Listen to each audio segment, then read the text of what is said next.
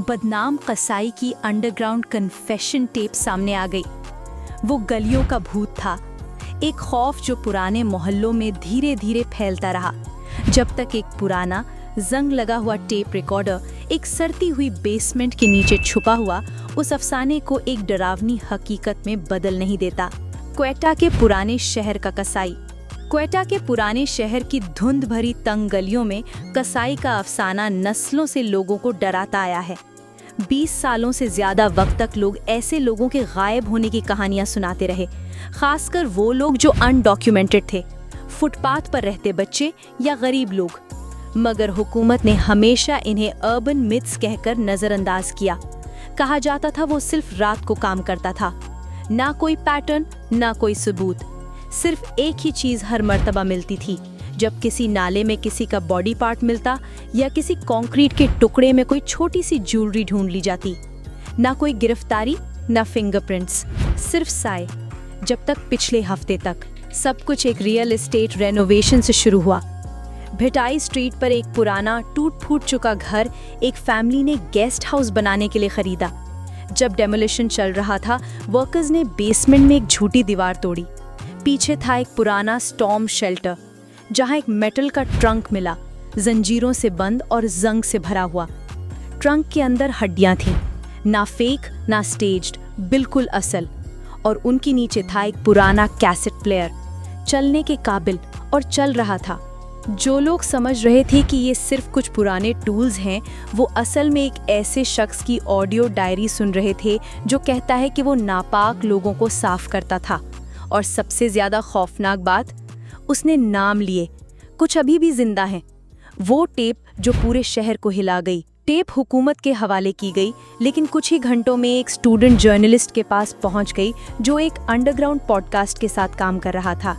Tape static से शुरू होती है, खांसी, और फिर एक सुकून भरी आवाज।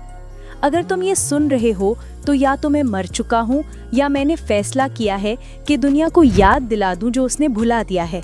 वो शख्स 2001 से 2012 तक के 14 लोगों के गायब होने के डिटेल से कन्फेशंस करता है। मगर जो बात लोगों को झटका देती है वो ये नहीं कि उसने कन्फेस किया, वो उसका लहजा था, उसका रीजन। विक्टिम्स को वो ड्रिफ्टर्स, पैरासाइट्स और भूले हुए साए कहता है।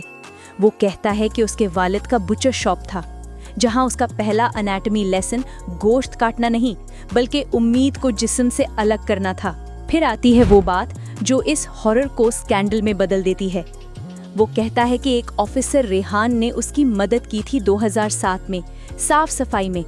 बदले में उसे इम्पोर्टेड बीफ का हिस्सा मिलता था और एक प्राइवेट क्लिनिक जिसे बायो रिसर्च का ग्रांट मिलता था उसके प्रिजर्व्ड किए ऑर्गन्स इल्लीगल रिसर्च के लिए खरीदता था। नाम जो टेप में आए। जैसे ही नाम लीक हुए, जर्नलिस्ट और इंटरनेट स्लूथ्स ने इन्वेस्टिगेशन शुरू कर दी। सिर्फ 48 घंटों में रेहान, जो अब एक गवर्नमेंट फैसिलिटी का सीनियर सिक्योरिटी एडवाइजर था, अचानक रिजाइन कर गया। वो प्राइवेट क्लिनिक जिसे बायो रिसर्च का ग्रांट मिलता था, उस पर रेड हुई। फरीदा नाम की एक औरत जिसका भाई 2003 में गायब हुआ था, उसने आवाज पहचानी। ये बुचर शॉप में काम करता था और हमेशा हमारे कुत्ते के लिए फ्री हड्डी लाया करता था। मुझे हमेशा कुछ अजीब लगता था। पुलिस ने कोल्ड केसेस दोबारा खोल दिए। कुछ हड्डियों का डीएनए मैच कर गया मिसिंग पर्सन से, लेकिन टोटल काउंट अभी भी नामालूम। वायरल आउटरीच और टिकटॉक का हंगामा। टेप हर जगह वायरल हो गई। पॉडकास्ट ने कन्फेशन को सिनेमैटिक साउंड इफेक्ट्स के साथ रिक्रिएट किया। टिकटॉक क्लिप्स बढ़ गए। पॉव यानी पॉइंट ऑफ व्यू। तुम 2 AM पर कसाई की आवाज सुनते हो। सोचो अगर तुम्हारे डॉक्टर ने उसके ऑर्गन्स खरीदे हों। वर्ल्ड वाइड ट्रेंड बन गया #वॉइस ऑफ द बुचर। लोग उस घर के बाहर जाने लगे जैसे किसी मनहूस मजार का जियारत कर रहे हों। कुछ लोग फूल लेकर आए, कुछ हॉरर व्लॉग बनाते रहे। क्या कसाई अकेला था? अब हुकूमत को शक है कि वो अकेला नहीं था। टेप में कुछ बातें हिंट करती हैं। मेरा भाई लाहौर में है और गवाल मंडी में मेरा हैंडलर। शायद ये एक पूरा नेटवर्क था जहां ब्लैक मार्केट में ह्यूमन रिमेन्स को मीट एक्सपोर्ट के पेपरवर्क में छुपाकर स्मगल किया जाता था। एक लाइन ने तो इन्वेस्टिगेटर्स को सबसे ज्यादा हिला दिया। असल गोश्त फ्रीजर में नहीं होता, पेपरवर्क में होता है। अगर तुम गोश्त का परमिट फाइल कर सकते हो तो कुछ भी मूव कर सकते हो। इंटरपोल को अलर्ट कर दिया गया है। साउथ एशिया के मिसिंग पर्सन्स डीएनए डेटाबेसेस से कंपैरिजन चल रहा है। क्लिफ हैंगर 14:30 से 15 मिनट।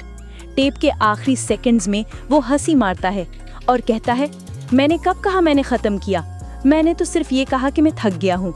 फिर टेप बंद हो जाती है। वो असल में होता कौन था? अब तक उसका असली नाम मालूम नहीं, न फिंगरप्रिंट्स न कोई ऑफिशियल रिकॉर्ड, सिर्फ एक नाम, कसाई। कुछ लोग कहते हैं वो एक्स पैरामेडिक था जिसका दिमाग किसी फैमिली ट्रेजेडी के बाद हिल गया था। कुछ कहते हैं वो मेडिकल कॉलेज से निकाला गया एनाटॉमिस्ट था। और रेडिट पे एक टेरिफाइंग थियरी है कि वो अभी भी जिंदा है और नए टेप्स बना रहा है। मगर ट्विस्ट यहाँ खत्म नहीं होता।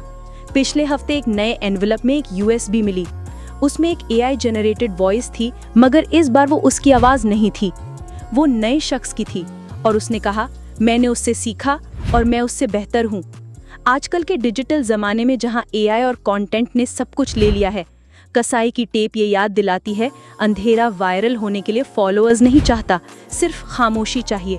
डिजिटल दुनिया ने क्राइम को छुपाया नहीं, उसने उसे एम्पलीफाई कर दिया। और अब वो टेप फिर से चल रही है। हमने ये कंटेंट बनाने के लिए तफसीली रिसर्च की है, लेकिन एक छोटी सी वीडियो में पूरी कहानी को एक्सप्लेन करना मुश्किल होता है। मजीद मालूमात के लिए रेफरेंस में दिए हुए लिंक से कंसल्ट करें। अगर आपको ये वीडियो पसंद आए तो प्लीज़ उसे लाइक करें, अपने दोस्तों के साथ शेयर करें और बेल आइकन को दबाना मत भूलें, ताकि हर नई आने वाली वीडियो की मालूमात आपको वक्त पे मिलती रहें। आपका सपोर्ट हमारे लिए सब कुछ है।